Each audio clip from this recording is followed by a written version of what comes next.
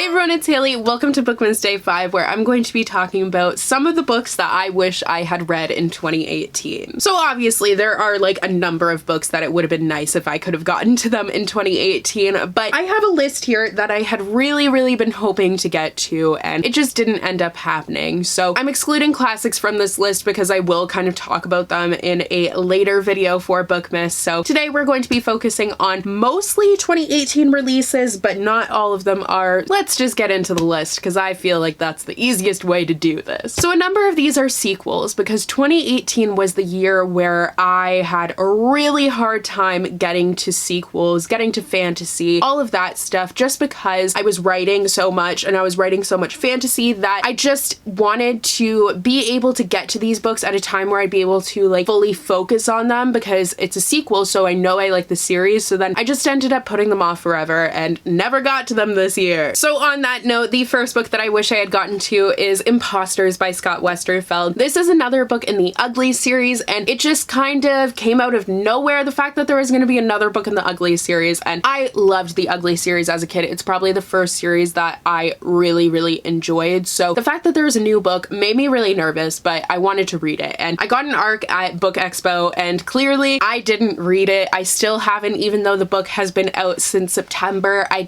don't know if I remember enough about the world, and I don't know if I want to reread the old ones because what if I don't like them anymore? Like, what if it doesn't hold up to my memory of them? So this has just sat on my TBR, and hopefully I'll read it eventually, but I don't know when. Next is Put In by Julie Murphy. This came out in May, and it is the companion novel to Dumplin' by Julie Murphy, which I read and really enjoyed, and this is following one of the characters of that novel, Millie, and I really was excited for Millie to get her own story, but then for some reason this one just ended up slipping by me, and I've had the ARC for so long and I just haven't gotten to it yet. I don't know why I do this. I need to be better about like making a schedule for ARCs and actually reading them on time, because right now I'm awful at it. Next is a book that everyone has been talking about, and the second I mention it in a video, everyone screams at me to read it, and don't worry, I'm going to. I just don't want to rush it. This will probably be the first book that I read in 2019. I'm not 100% sure, but that is The Seven Husbands of Evelyn Hugo by Taylor Jenkins Reid. This book honestly came out of nowhere, and then everyone was talking about it, and like I said, everyone has been yelling at me to read it, and I know I'm gonna get to it. I will probably read it in January. I was considering reading it in December, but I think I'm gonna save it for January because, like I mentioned in yesterday's video, I have a streak right now where the first book that I read in every single year has been one that I've really enjoyed, so I kind of feel pressure to not break that streak. So I think this might be the one that I will try to get to first, start off the year on a high note. Hopefully I will enjoy it as much as everyone else has, because I haven't heard like any bad things, so it would really suck if I didn't like it. Next is The Darkest Legacy by Alexandra Bracken. This is another series that was over and then had a continuation, the Darkest Mind series. So this is following one of my favorite characters from the Darkest Mind series, and I'm really excited for her to get her own story and to see her in the leading role and to see what's happening now, to check up on one of my favorite book boyfriends. I am genuinely excited to read this, and I honestly have no explanation for why it hasn't happened yet other than it just hasn't, and I suck. Next is Radio Silence by Alice Oseman. This I hadn't really heard a lot about. I thought it was like really old, and for some reason I couldn't find the paperback, so that sucked, but I did pick up the hardcover because Hannah had just read it and then Zoe read it, and I was supposed to read it with them, but then I ended up writing a book instead. That sounds so casual, but you know, sometimes that happens. You're supposed to read a book and you end up writing one instead. But both of them really loved it, and I know there are some other people that have really loved it. It's kind of a similar situation to Evelyn Hugo, where it came out of nowhere and everyone was talking about it. Not nearly as much as Evelyn Hugo, but still, I've seen a lot of people talking about this book, endless praise for it, so I would like to see what all that hype is about. Next is These Rebel Waves by Sarah Rosh. This was one of my most anticipated releases for this year, and I didn't even get to it. How tragic is that? But Sarah Rosh is the author of the Snow Like Ashes trilogy, which I really enjoyed, and this is her first book since that, so I'm very interested to see the pirates and all that stuff, and I wish I could have gotten to it right when it came out. I had an ARC once again, but like, we're seeing a trend here, aren't we? I am awful. Next is A Reaper at the Gates by Sabaa Tahir. This is the third book of An Ember in the Ashes series, and I have no clue what happened in book one. I have an idea of what happened in book one. I kind of remember, but book 2, I have no clue what happened. I'm so awful at remembering what happened in books when I read them. I just have a terrible memory in general, so unfortunately that is also the case for books. But A Reaper at the Gates, I've heard just kind of like tears your heart out and is like, ugh. So that's kind of what I'm expecting, but I just feel like I need to reread A Torch Against the Night before I can get to this one. So then once I need to reread something, I'm like, ugh, like that's gonna take so much longer. It's gonna take double the time, but I feel like it's going to be worth it because I've heard such amazing things about this book and I do really enjoy this series. So I wish I could have just sucked it up and gotten to it in 2018, but that will be a project for 2019. And the final 2 books are by the same author. So first is Catwoman Soul Stealer by Sarah J. Maas. I've heard some mixed things about this book. From my understanding, it seems like if you don't really have any familiarity with Catwoman, then you will probably enjoy it. But if you do, then you might have some problems with it. Now, I don't have any familiarity with Catwoman. I don't think she's even a superhero. She's kind of like an anti-hero, which I do really love. I love me a good anti-hero, but I don't know how I'm going to feel about this, and maybe that's why I haven't gotten to it yet. But either way, I really wish I could have gotten to it this year. But once again, 2019 is going to be a big year for reading, apparently. And of course, I'm sure you can guess what this last book is since I said that it's the same author as the last one. It is Kingdom of Ash, also by Sarah J. Maas. This is the finale to the Throne of Glass series that I